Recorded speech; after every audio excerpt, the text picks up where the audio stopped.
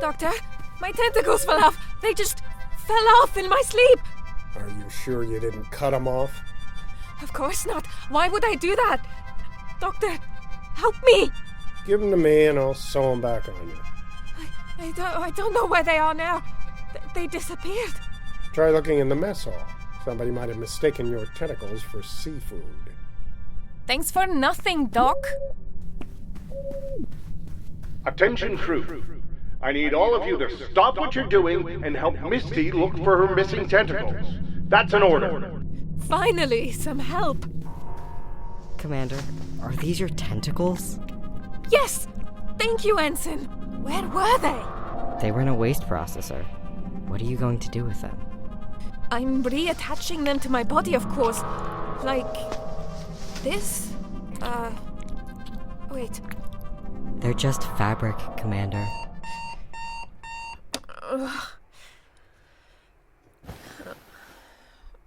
Every morning, I wake up and open my eyes expecting to see my cabin on the Chimera. But this strange white earth ceiling stares down at me instead. I get up, look in the bathroom mirror and expect to see myself. But instead, I see this human woman. She's alien to me. Doesn't even have the right number of appendages. It's a daily horror, seeing the wrong person in the mirror. But while I lost my tentacles involuntarily, I lost my accent by choice. Maybe I don't sound perfectly Californian, but close enough. I don't stand out too much. I wonder how much more of my identity I'll voluntarily surrender in order to fit in and feel safe here. And I wonder if it'll work.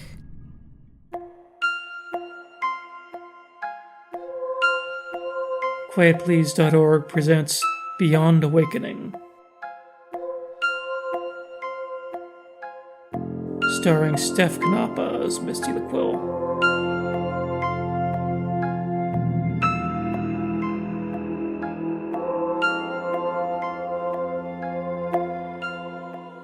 Episode 12. The Shape of Things Past.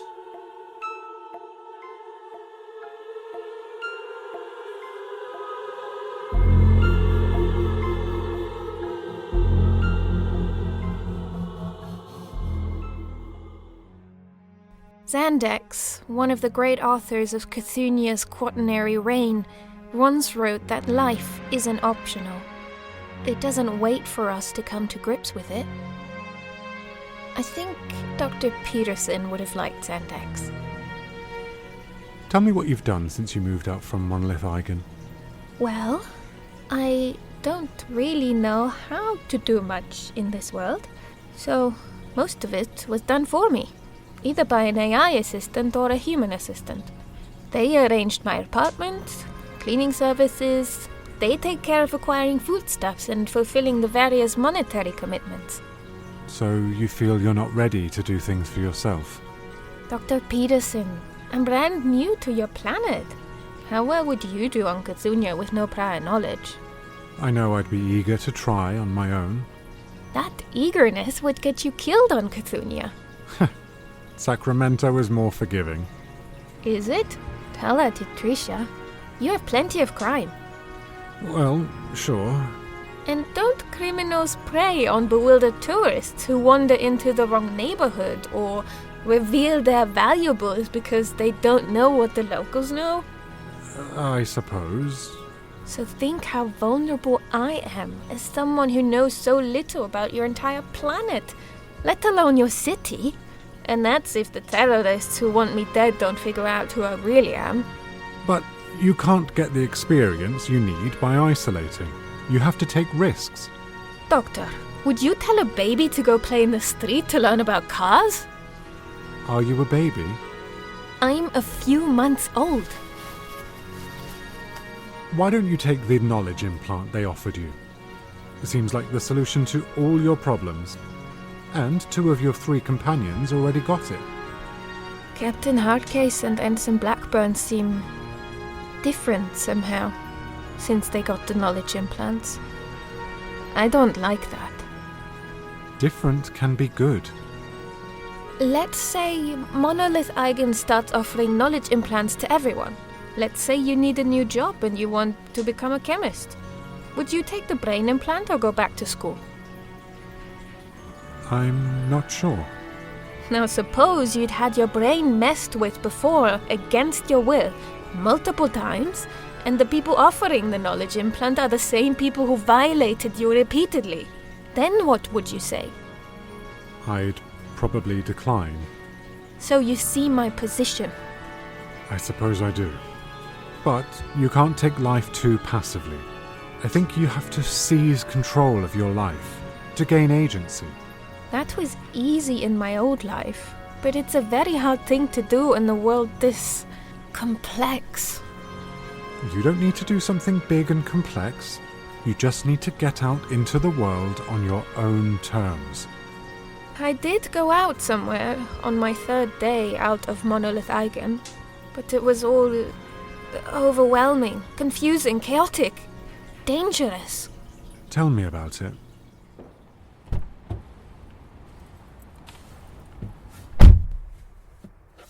Where would you like to go, Miss Quill?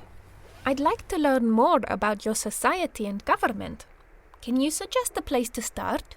How about California's state capitol building, where you can observe our government at work? Okay, take me there. Navigating to 1315 10th Street. Vehicle? Yes, Miss Quill? What will I do when you drop me off? How do I get in? Where do I go? How do I understand what I'm seeing? I'm sending an interactive audio tour to your phone now. It'll describe what's around you, highlight where you should go, and respond to questions. Thank you.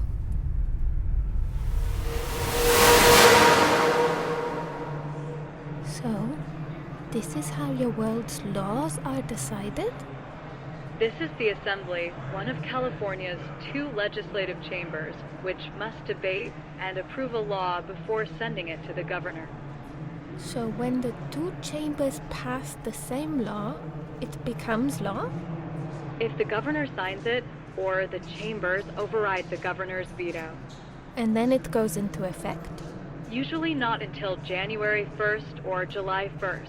And only if the courts don't issue an injunction to prevent it taking effect. But if all that complicated stuff happens, then the people of this world have themselves a new law? The laws here are only for California. California is the nation? California is a state and a nation. Are there many states? 50. And many nations? Between 198 and 253.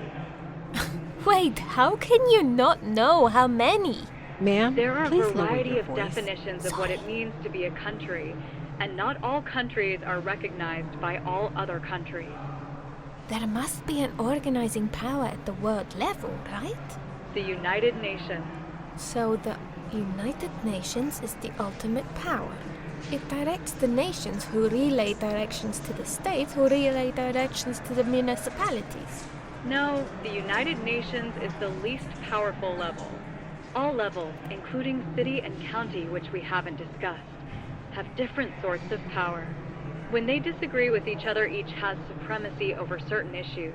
And when supremacy is unclear, the state or national judicial system can adjudicate. It's like infinite chaos. Hey, the one talking to her phone. She sounds so ignorant. I think she's one of the zombies. I was thinking the same thing. I think she's Quill, the one who thinks she's an alien. I suddenly became aware that I was totally alone and helpless. Like a prey animal drinking at the watering hole, who looks up to find herself locking eyes with hundreds of predators. And I bolted back to my vehicle and back to my apartment. And how does that make you feel? Didn't I just tell you? You told me how it made you feel at the time, but what about now? Do you feel trapped by the fear of being noticed?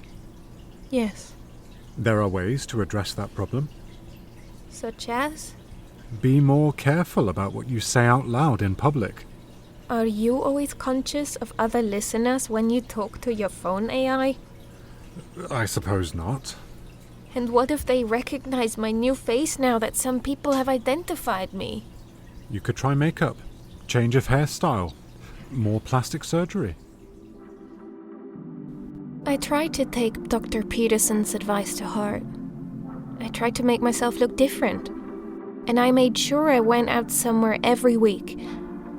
I went to Second Saturday art walks, but never spoke more than a few words to people because I didn't want to draw attention. I liked going to Midtown farmers markets and just lingering, watching people, trying to understand them by my observation. I was at one of those when I got an unexpected phone call.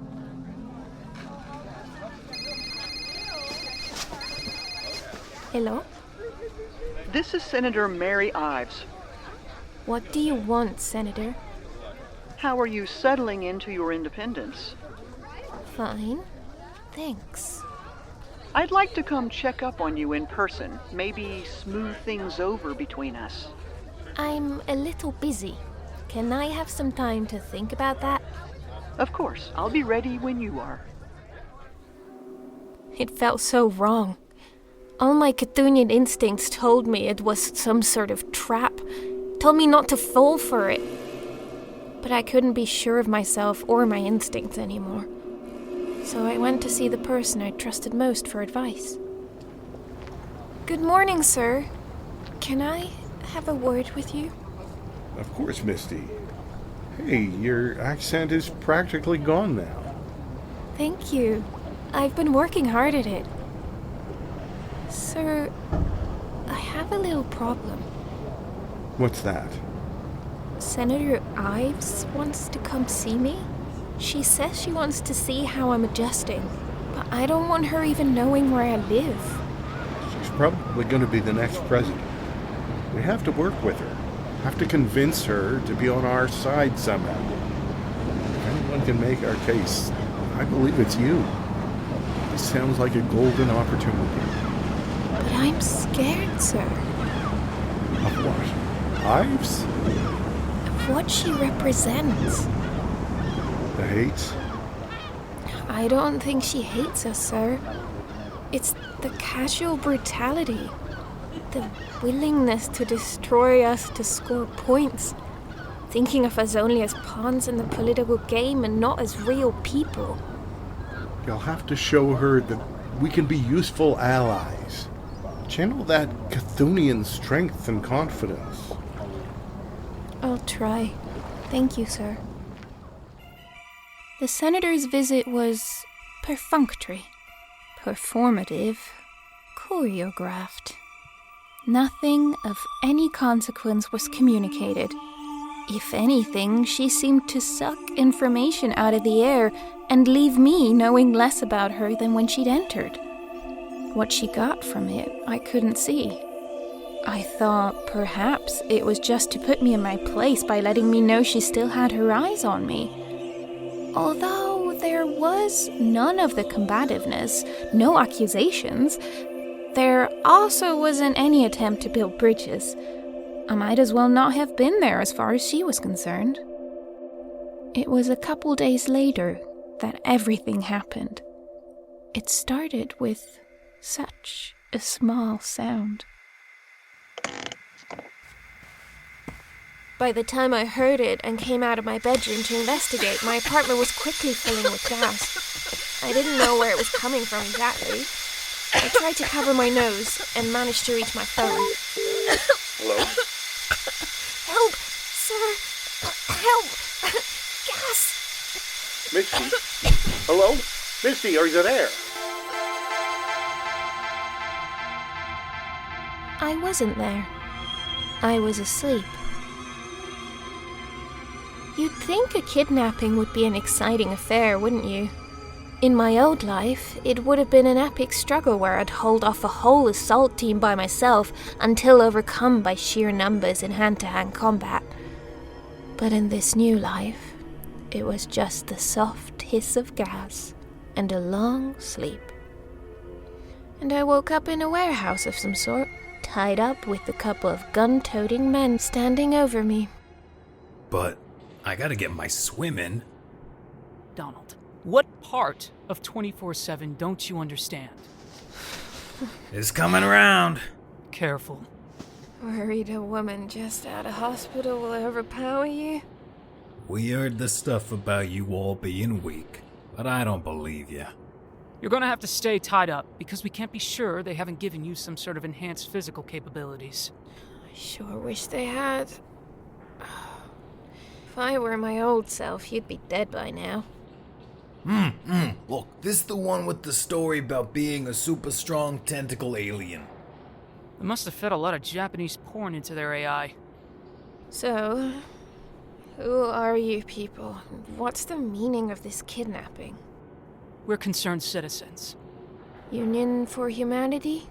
Yes, that's the name we operate under. Are you going to kill me? We don't know yet. Those decisions are above my pay grade. We'll let you know when we find out. Hope they decide to kill you soon, so I can get my daily swims in. And my dog don't like me being away so long. You got someone to look after her, right? My neighbor, but she don't like my neighbor. I've got my sister looking after my cats. They're probably happy to be rid of me. Captain Hardcase will save me. He'll make you regret this. Lady, that's a fictional character you're counting on. Look at us, quivering in fear. Our histories may be fake, but they make us who we are. Oh, so your fake history is some sort of badass alien is why a couple of barely trained volunteers like us took you with no trouble. Got nothing to say to that, do ya? I didn't have anything to say. That was the moment when I truly realized how alone I am in this world. How helpless we all are. How could Captain Hardcase save me? He'd have no idea where I was.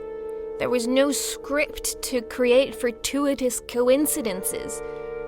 He wouldn't have the connections with law enforcement to make any guesses, or the authority to follow up any leads if he had them. And even if Captain Hardcase had been magically transported into the warehouse with me, he wasn't the action hero I remembered. He was a sad, broken old man in a wheelchair. And without my tentacles, I wasn't much better. The days in the warehouse passed slowly, cold and uncomfortable. I lost track of time. I don't know what day it was or what time it was, but I was sleeping when a loud noise woke me up. Ugh, what's that? I think we're under attack. Shit! Grab the hostage! The hostage!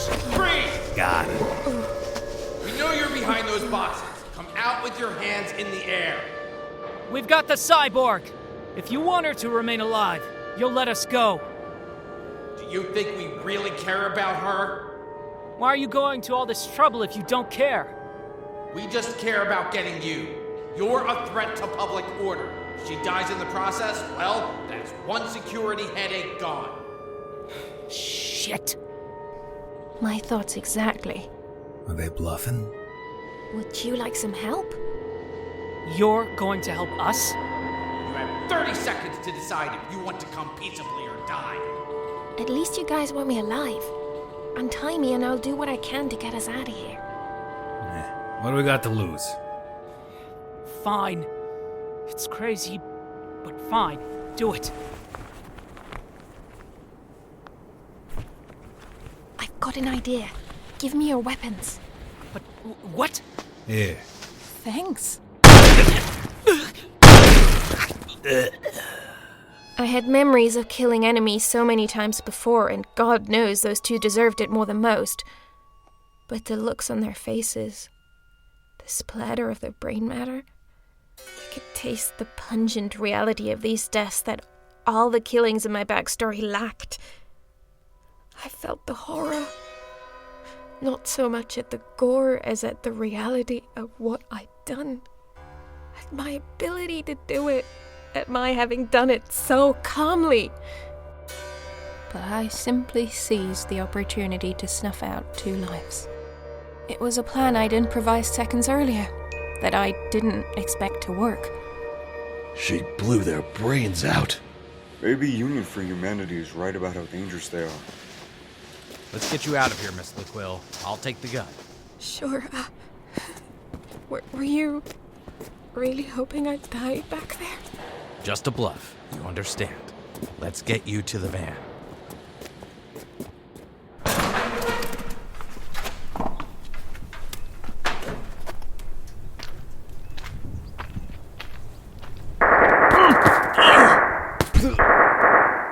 I had no idea what was happening. No idea if my next breath would be my last. But I heard the 3 FBI agents drop around me, and the gunfire ceased. I looked down at my body to find it splattered in blood, but none of it was my own. And out of nowhere, 4 more well-armed, ununiformed people surrounded me, who I inferred were Union for Humanity. Where are JD and Donald? They were the 2 guarding me? That's right. They're dead. The FBI agents shot them. God damn it. They were good men. We didn't have to lose them over you. They tied me up again and took me to a different warehouse. And there, it seemed I was going to be left forgotten. There was a little bit of food and water when I arrived, but nobody ever came to replenish it. Days passed. I resigned myself to the prospect of a slow death by neglect. In my lower moments, I thought it fair justice for the lives I'd taken. And maybe they'd figured out from the holes in the heads of JD and Donald that it must have been close range. Must have been me, and not an agent. But then, at long last, the door finally opened. Misty LaQuille? Ah, there you are. Senator Ives, I should have expected you'd be behind this. I'm your savior, actually. My savior? I've been negotiating with Union for Humanity since President Kruk's raid was an unmitigated disaster that cost so many lives. And I've just secured your release. That's why I'm here. You're setting me free? But I thought you wanted us dead. I'd actually rather have you alive for now. With you 4 out of the picture, I wouldn't have much to build my campaign around, would I? You'd rather keep a problem to run against it instead of solving it. There's no hurry. I'll have you deactivated in 2.5 years when I'm president. Meanwhile, I've made President Kruk look like a dangerously incompetent fool and showed I'm better than him, even at tasks he values and I don't. Once I tell people you're working with Union for Humanity, you're done. Oh, please do. You have no proof of that conjecture. You'll make me a folk hero with sympathizers, and you'll make my opponents look like crazy conspiracy theorists to the moderates. This sort of twisted scheming never happened on Cthunia, or in Confederation politics. It's another way reality is more complicated and confusing. I don't understand how such odious creatures can rule a democracy. How can anyone look at someone like Senator Ives and not see evil? But I guess my sense of right and wrong, good and evil, are alien to this planet. I was released. I went home. A new home. They set me up with a new apartment and another set of changes to my face. It wasn't enough to make me feel safe, but it made them feel like they'd done their job.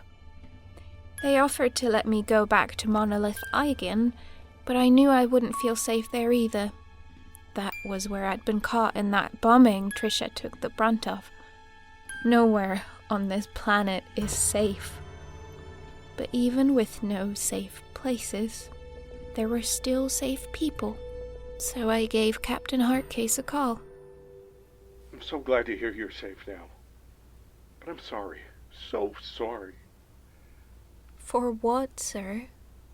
I wanted to plan a rescue mission. I wanted to come save you, but they wouldn't let me get involved, wouldn't even talk to me, and I just couldn't figure, and I talked to the president, and I was wrong, and I almost got you killed, but I couldn't. There wasn't... You're not that man anymore, sir. You can't do that sort of thing. That's what I'm so sorry about. It all worked out, sir. Try to think of it as being retired. Do you need any help setting up your new place? I've got movers doing the lifting. They don't need help from a man in a wheelchair. Okay, Misty. Don't hesitate to call me if you need anything. Life is back to normal. Or as normal as 21st century Earth gets. The rain has gone away. It's hot outside. The fields have begun to brown. Spring is giving way to summer. And I feel as if I'm drifting from day to day, carried on the breeze of the new routine, unsure if the wind is taking me anywhere. I know who I used to be, and I know I've lost a lot, left a lot behind. I don't know yet what this new world will shape me into, or if it will just leave me unformed, a sort of shapeless gelatin. Only time will tell.